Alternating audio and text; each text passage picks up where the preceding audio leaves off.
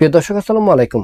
রাজনীতি রাষ্ট্র পরিচালনার অন্যতম চালিকা শক্তি, যার মাধ্যমে রাষ্ট্র পরিচালিত হয়, নীতি নির্ধারিত হয় এবং জনগণের অধিকার নিশ্চিত হয়। কিন্তু রাজনীতি যখন জনগণের সেবার পরিবর্তে জনগণকে শোষণের মাধ্যম হয়, দুর্নীতির অন্যতম মাধ্যম হয়, জনগণের কণ্ঠরোধের মাধ্যম হয়, তখন তা দাসত্বের রূপ লাভ করে।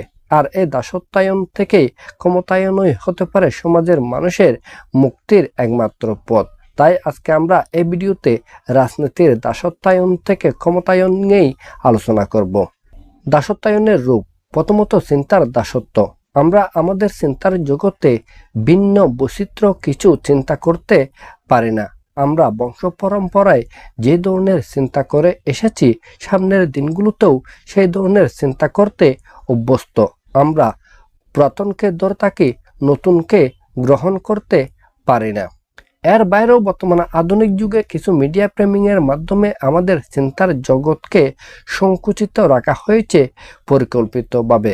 উদাহরণ হিসেবে আমরা বলতে পারি, আমাদের সামনে যখন পশ্চিমা দেশগুলোর কথা বলা হয়, বিশেষ করে মার্কিন যুক্তরাষ্ট্র, ফ্রান্স, জার্মানি, ইটালির কথা, তখন আমাদের চিন্তার জগতে সহজে চলে আসে এই সমস্ত দেশগুলো উন্নত, সমৃদ্ধ এবং এখানে আইনের শাসন আছে, বিচার বিভাগের স্বাধীনতা আছে, গণতান্ত্রিক প্রক্রিয়া বিদ্যমান আছে।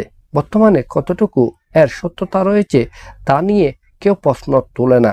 আমরা যদি সংবাদ মাধ্যমে নিবিড়ভাবে চোখ রাখি, তাহলে দেখতে পাবো এই সমাজেও কিছু গলত রয়েছে, সেখানেও আইনের ব্যত্যয় ঘটে, সেখানেও কিছু বিচ্ছিন্ন ঘটনা ঘটে, যে ঘটনাগুলো আমাদের মতো সমাজে ঘটে না। দ্বিতীয়ত, কণ্ঠরোধ। মত প্রকাশের স্বাধীনতা, গণমাধ্যমের স্বাধীনতা হচ্ছে গণতন্ত্রের অন্যতম উপাদান। কিন্তু আমরা আমাদের গণতান্ত্রিক এই পরিবেশকে শক্ত ভিত্তির উপর দাঁড় করাতে পারিনি।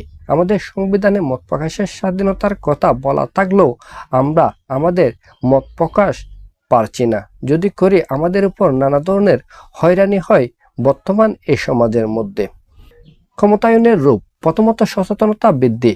আমাদেরকে প্রথমেই বাংলাদেশের জনগণকে এটি বোঝাতে হবে যে একটি গণতান্ত্রিক প্রক্রিয়ায় সকল ক্ষমতার মালিক জনগণ। তাহলে তারা তাদের ভোট প্রদানে একটি যোগ্য, দক্ষ এবং অভিজ্ঞ লোককে নির্বাচিত করবে, তাদেরকে শাসন করার জন্য ক্ষমতা প্রদান করবে। আবার যদি সে ব্যক্তি বিশ্বাস ভঙ্গ করে, গোষ্ঠীতন্ত্র কায়েম করে, দলতন্ত্র কায়েম করে, নিজের স্বার্থ চরিতার্থ করে, তাহলে পরবর্তী নির্বাচনে তাকে পরিত্যাগ করে নতুন একটি যোগ্য, দক্ষ ব্যক্তিকে ভোট প্রদান করবে, নির্বাচিত করবে, ক্ষমতা প্রদান করবে। পরিশেষে কথা নির্দ্বিধায় বলা যায় যে যতদিন পর্যন্ত আমরা এই রাজনীতির দাসত্বায়ন থেকে মুক্তি না পাবো, যতদিন পর্যন্ত আমরা নিজেদেরকে ক্ষমতায়ন না করব, ততদিন পর্যন্ত আমরা বিশ্বের বুকে মাথা উঁচু করে দাঁড়াতে পারবো না।